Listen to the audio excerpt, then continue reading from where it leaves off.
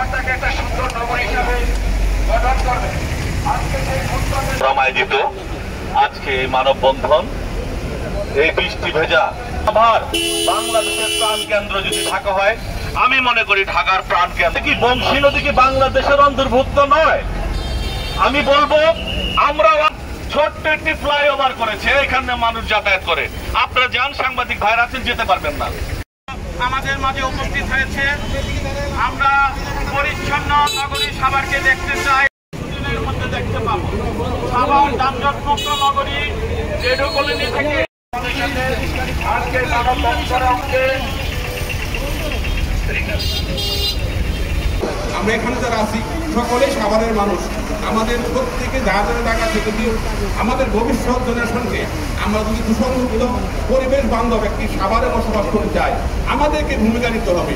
অন্য কেউ এসে সাভারের পরিবেশ সুন্দর করবে না।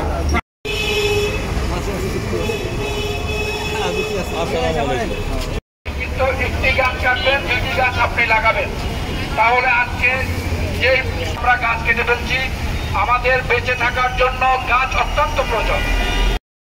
এখন দেখবেন যে আলিকার মহাসড়কে অসংখ্য গাড়ি এই রোড দিয়ে চলাফেরা করে।